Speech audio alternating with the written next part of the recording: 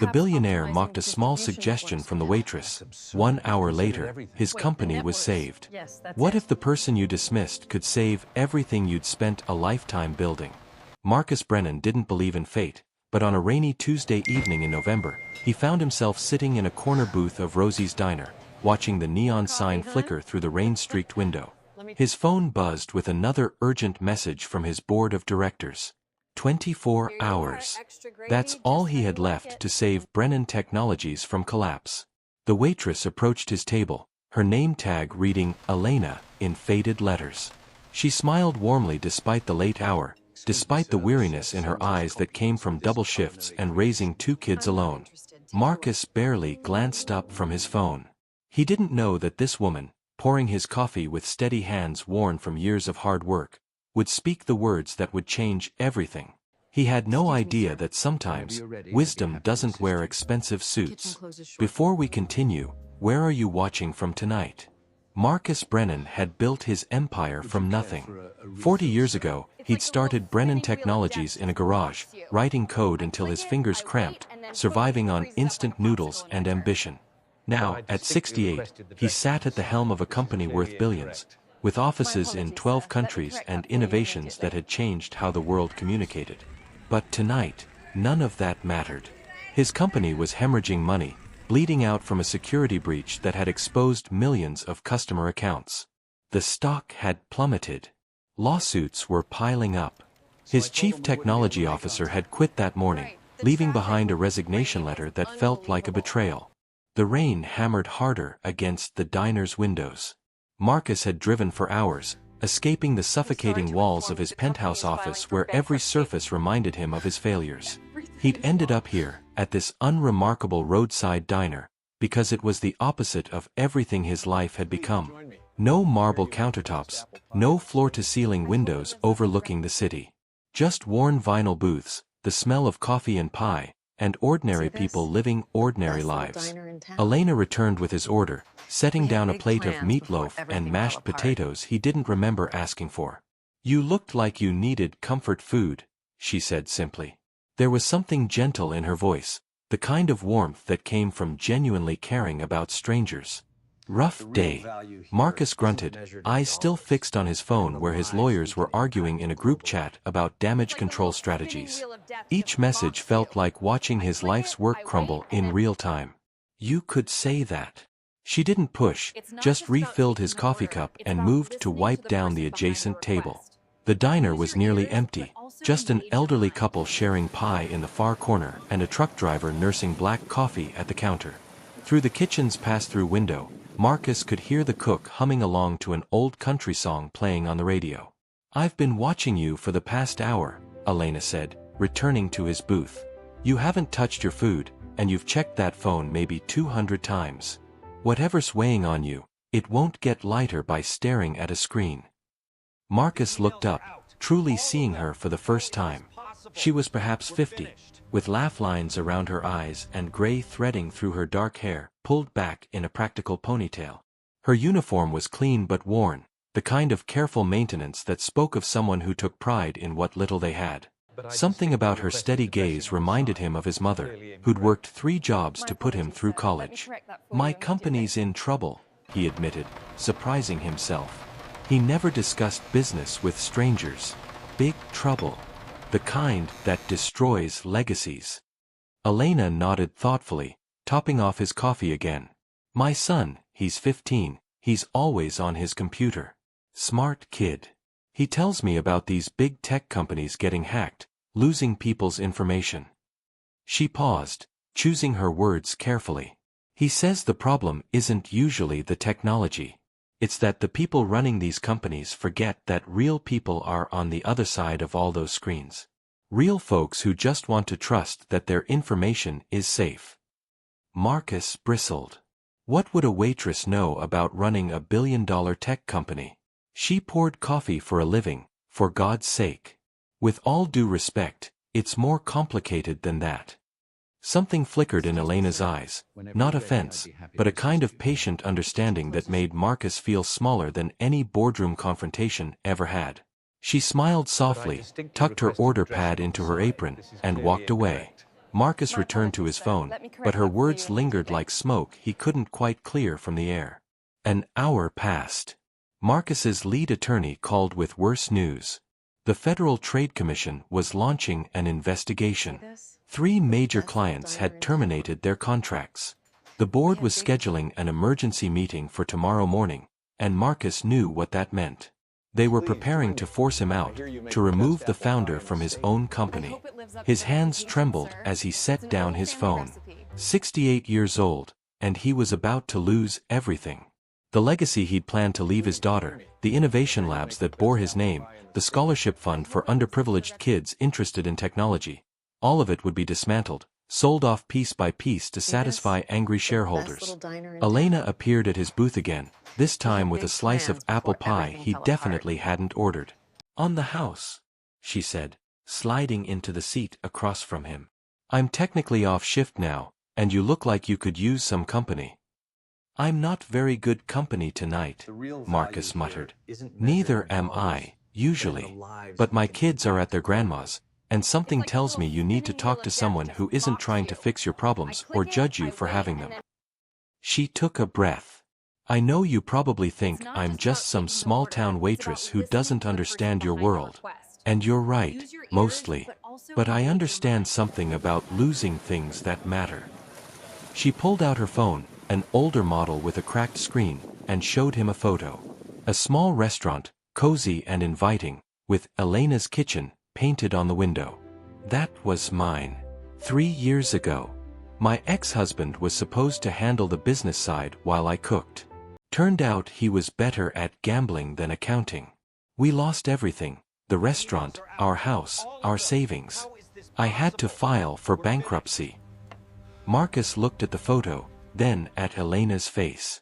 There was no self-pity there, just quiet acceptance and something else, resilience, maybe. Strength earned through survival. "I'm sorry," he said, and meant it. "The thing is," Elena continued, "I learned something from losing it all. When my restaurant was failing, I kept trying to fix the big problems, the debt, the failing equipment, the bad reviews. But I missed what was right in front of me. My regular customers kept telling me they loved my food, but the online ordering system never worked. They had to call, and half the time no one answered because we were too busy. Such a simple thing, but I was too focused on the big picture to see it." She leaned forward, her voice gentle but firm. "You said your company got hacked. But maybe the real problem isn't just fixing the security breach. Maybe it's showing your customers that you see them as people, not just data points. Maybe it's having someone real, someone they can trust, tell them exactly what happened and what you're doing to protect them going forward." Marcus opened his mouth to dismiss the idea, then closed it. Something in her words sparked a memory. His mother, after his father died, facing the bank that wanted to foreclose on their home. She'd made an appointment with the branch manager, brought homemade cookies, and talked to him human to human about her boys and their dreams. The manager had restructured their loan. If this moment touched your heart, please give the video a thumbs up. Elena stood, gathering her things. Anyway, that's just a thought from someone who learned the hard way. "Your pie's getting cold." She walked toward the door, pulling on her coat. Marcus watched her go, his mind suddenly racing with possibilities he'd been too panicked to consider. Then his phone rang. His head of communications, voice tight with urgency. "Marcus, we just got word. Someone leaked internal emails to the press. They're going to publish in 45 minutes that we knew about the security vulnerability for weeks and did nothing. We're finished." The diner spun around Marcus. Everything he'd built, destroyed not just by the breach itself, but by the proof that they'd been negligent. The leaked emails showed his security team had warned him about potential vulnerabilities 3 weeks before the attack. He'd been in the middle of a major acquisition, told them to handle it after the deal closed. It had seemed like a reasonable business decision at the time. Now it looked like callous disregard for his customers' safety. "How long do we have?" Marcus asked, his voice hollow. 45 minutes. Maybe less. They're giving us a chance to comment, but Marcus, there's nothing we can say that'll make this better. Our statement will sound like corporate excuse-making no matter how we phrase it. Marcus ended the call and sat in the silence of the nearly empty diner. Through the window, he watched Elena cross the parking lot to an old Honda, shoulders hunched against the rain. She'd lost everything too, he thought. Her restaurant, her marriage, her security. Yet she'd shown him kindness tonight, shared her story without expecting anything in return. His mother's voice echoed in his memory. Marcus, baby, success isn't about never falling down. It's about who you choose to be when you do. He thought about his daughter, Sarah, who worked as a teacher and constantly reminded him that technology should serve people, not the other way around. He thought about the millions of customers whose trust he'd violated, not because he didn't care, but because he'd stopped seeing them as real people with real lives that could be damaged by his choices. Elena's words came back to him. Maybe it's showing your customers that you see them as people, not just data points. Maybe it's having someone real, someone they can trust, tell them exactly what happened. Marcus made a decision. He called his head of communications back. Cancel the corporate statement. I'm going to make a video instead. Right now. Marcus, we need lawyers to review. No lawyers. No PR team. Just me, telling the truth. His hands had stopped trembling. Set up a live stream on our website and social media. Get it ready in 15 minutes. He called over the diner's owner, George, who'd been restocking the pie case. I need a favor. Can I use your phone to record a video? The lighting's better here than in my car. George, who'd been half listening to Marcus's calls all evening, studied him for a long moment.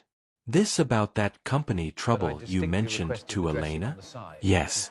And I'm about to do something, either very brave or very stupid. Sometimes they're the same thing, George said, handing over his phone. Elena told me you seemed like a good man having a bad day. She's usually right about people. 15 minutes later, Marcus sat in the same booth where Elena had served him coffee. George had positioned his phone on a stack of menus, framing Marcus against the diner's warm, modest background. No corporate office, no carefully staged setting. Just a man in a diner, about to tell the truth. The stream went live. Marcus watched the viewer count climb, thousands, then tens of thousands. His communications team had sent out an emergency alert. CEO making urgent statement about security breach. He took a breath and began to speak. My name is Marcus Brennan, and 40 years ago, I started a technology company because I believed in making people's lives better through innovation. Tonight, I need to tell you that I failed you. Have you ever faced something like this? A moment where you had to choose between protecting yourself and doing what was right? Let us know in the comments. Marcus spoke for 12 minutes without notes, without preparation. He told them everything. About the security warnings his team had raised.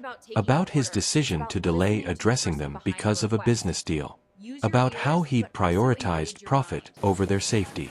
His voice cracked when he talked about the families whose bank accounts had been drained, the elderly customers who'd lost their savings, the small business owners whose identities had been stolen. I was sitting here tonight, he continued, gesturing to the diner around him, feeling sorry for myself, thinking about my company, my legacy, my reputation. A waitress served me coffee and told me something I'd forgotten. That every account number in our database represents a real person. Someone's grandmother. Someone's child. Someone working 2 jobs to make ends meet, trusting us to protect the little they have. He leaned closer to the camera, and for the first time in years, he looked like the young man who'd started a company in his garage, full of genuine passion for making a difference. I can't undo what happened. I can't give you back the hours you spent on the phone with your bank, or the sleep you lost worrying, or the sense of violation you felt knowing strangers had access to your private information. But I can promise you this. As of right now, Brennan Technologies is implementing a new protocol.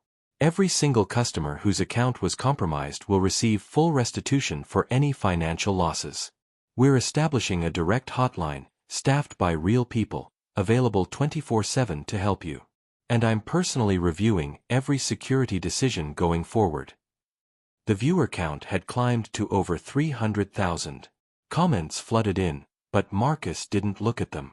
He kept his eyes on the camera, on the people behind those screens. Most importantly, I'm listening. Really listening, for the first time in a long while. If you've been affected by this breach, I want to hear from you directly. Not through surveys or automated systems, but person to person. We're setting up town halls in every city where we have a major customer base. I'll be at all of them. This is my company, my responsibility, and I owe you my presence. He paused, gathering his last thoughts. A wise woman told me tonight that when she lost her restaurant, she learned that success isn't about never making mistakes. It's about who you choose to be when you do.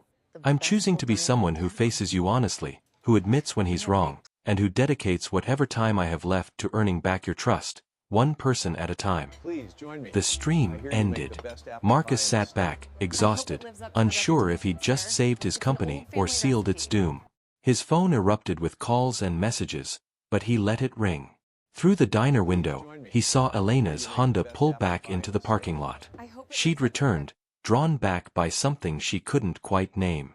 She walked through the door, her phone in her hand, and Marcus realized she'd been watching the stream. Their eyes met across the diner.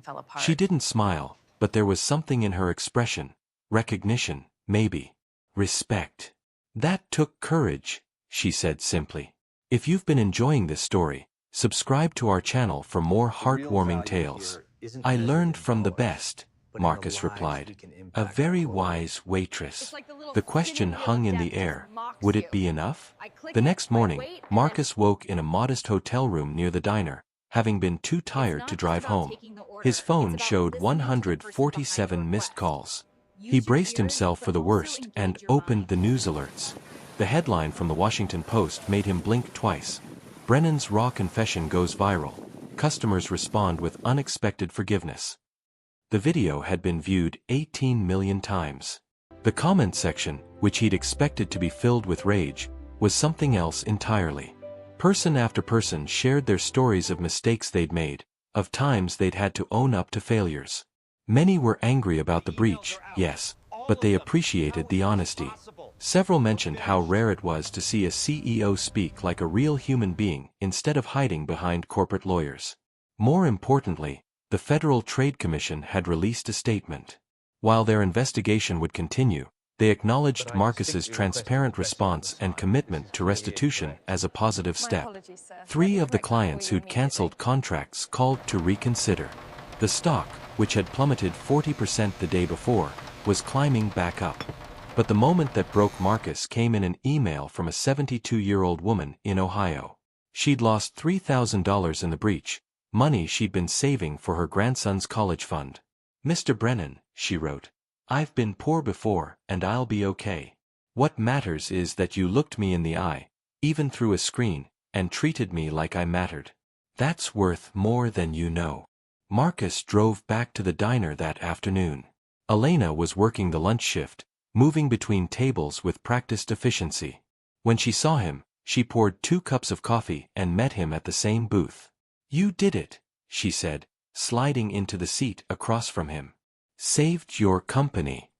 You did it, Marcus corrected. I was so lost in panic I couldn't see straight. You reminded me what actually matters. Elena shook her head gently. I just told you what I learned the hard way. You're the one who had the courage to act on it. They sat in comfortable silence for a moment. 2 people who'd both lost everything and learned that sometimes the falling down is what teaches you how to really stand. I have a proposition, Marcus said. Brennan Technologies needs a new position, Director of Customer Relations. Someone who can help us remember that we serve people, not algorithms. The pay is good, and you'd never have to pour another cup of coffee unless you wanted to. Elena laughed, a warm sound that filled the diner. Marcus, I appreciate that, truly. But I've learned something these past 3 years. I'm happy here. My kids are settled, I know everyone's name, and I make enough to get by. Some folks chase empires. Some folks pour coffee and listen to people's troubles. Both matter. Marcus nodded, understanding. Then let me do this. I'm setting up a small business grant fund, specifically for people who lost everything and want to try again. Your restaurant. Elena's Kitchen. I'd like to fund its reopening. Tears filled Elena's eyes. Why? Because you gave me back something I'd lost, the understanding that wisdom doesn't require a title, that kindness doesn't need a portfolio, and that sometimes the people we overlook are the ones who see most clearly. 6 months later, Marcus stood at the grand opening of Elena's Kitchen, cutting the ribbon alongside her. His daughter Sarah stood beside him, beaming. The restaurant was perfect, warm, welcoming, with Elena's photo hung proudly by the entrance, a reminder that second chances are real. Marcus's company had fully recovered, stronger than before, with a new focus on transparency and human connection. He'd kept his promise, attending town halls across the country, listening to customers one person at a time. Slowly, painfully, he'd rebuilt trust. But more than that, he'd rebuilt himself. The arrogant billionaire who'd walked into Rosie's diner that rainy November night was gone.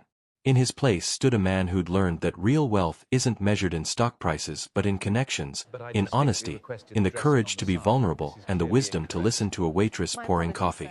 As he drove home that evening, Marcus smiled. His mother would have liked Elena, he thought. Two women who understood that true strength comes from lifting others up, that sometimes the smallest gestures, a warm cup of coffee, a kind word, a moment of honest truth, can save everything that truly matters. If you enjoyed this story, please remember to like, leave a comment with your thoughts, and subscribe for more heartwarming tales of kindness, redemption, and the unexpected connections that change our lives. Thank you for joining us on this journey. May you always have the courage to listen to the wisdom around you, no matter where it comes from.